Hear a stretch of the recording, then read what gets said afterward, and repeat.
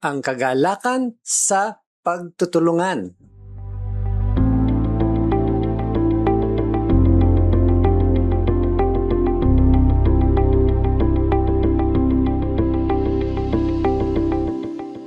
Kamusta po kayo? Pastor Arnold po. Ang pagiging masaya ay hindi nakadepende sa swerte. Natututuhan ito.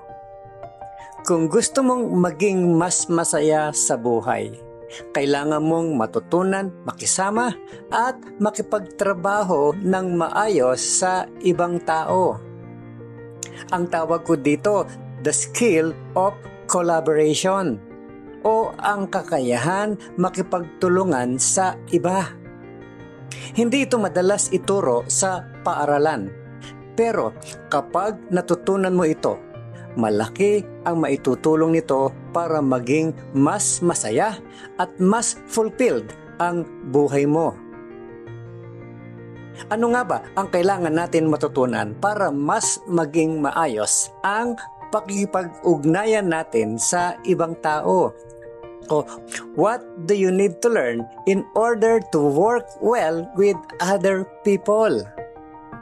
Ang una, learn to cooperate with others. Matutong makipagtulungan sa iba. Sa Biblia, nagpadala ang church sa Philippi ng isang lalaking nagngangalang Epaphroditus upang tulungan si Paul habang siya ay nakakulong sa Roma. Sinasabi sa Philippians 2 verse 25, I feel that I must send Epaphroditus, my brother, co-worker, and fellow soldier back to you.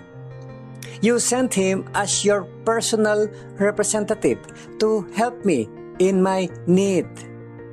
Mula po yan sa God's Word Translation.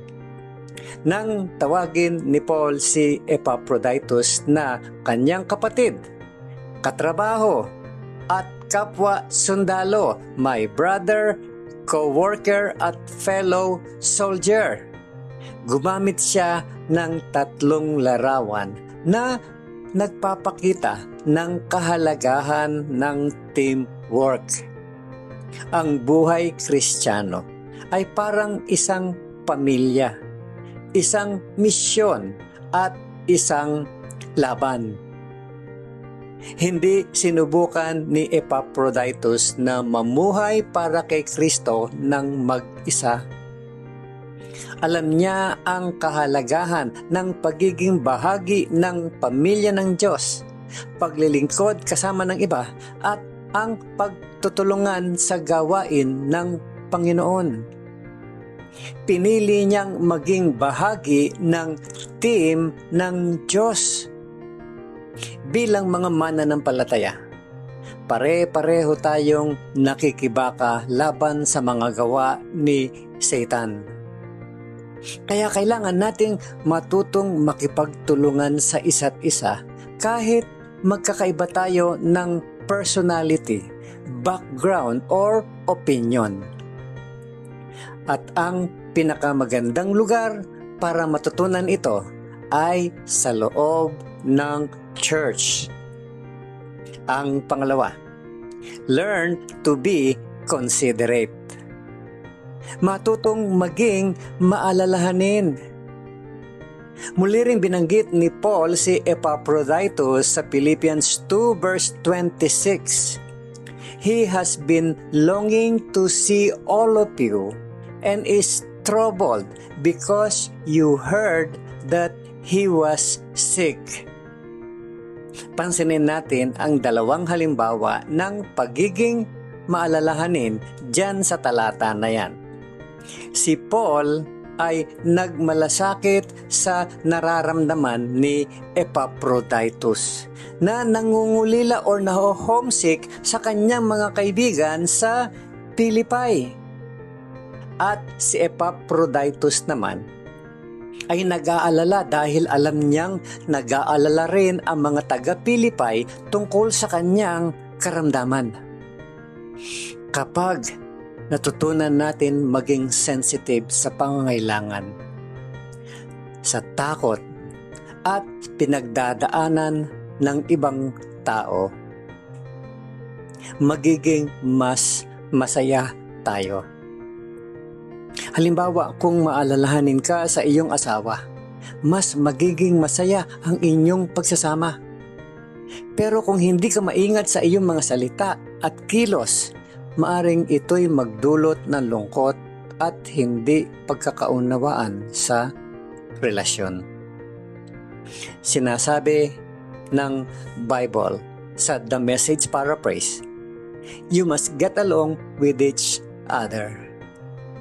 You must learn to be considerate of one another, cultivating a life in common.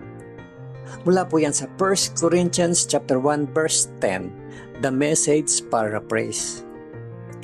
Ang pagbuo ng isang buhay na may iisang layunin, ang maging higit na katulad ni Kristo, ay nangangailangan ng pagsisikap. Parang pagtatanim sa hardin. Kailangan itong alagaan, diligan at pagtiyagaan bago mamunga. Ganon din sa ating mga relasyon. Kapag pinaghihirapan nating matutong makipagtulungan at maging maalalahanin sa iba, aanihin natin ang bunga ng kagalakan, pagkakaisa at matibay na relasyon. Think about this, my friend. Why is it sometimes hard to work with people you serve within the church? Bakit minsan mahirap makipagtulungan sa mga kasama natin naglilingkod sa loob ng church? Bakit nga ba? Pangalawa, think about this. What new practices can you adopt to cultivate cooperation and consideration among your small group or co-workers? Anong maaari mong simulang gawin upang mas mapaunlad ang pakikipagtulungan at pagiging maalalahanin sa iyong small group, ministry team, or even sa workplace mo? At ang pangatlo, think about this. In what specific way will you show more consideration to your family this week and try to make a habit? Paano mo ipapakita ang mas malaking pagmamalasakit sa iyong pamilya ngayong linggo? At paano mo to magagawang isang magandang ugali? Muli po, ito si Pastor Arnold Adriano. At ang encouragement na ito ay hatid sa inyo ng Malabon Community Church. Have a great day, my friend. At sa araw na ito, piliin nating magtiwala sa Diyos na may hawak ng lahat.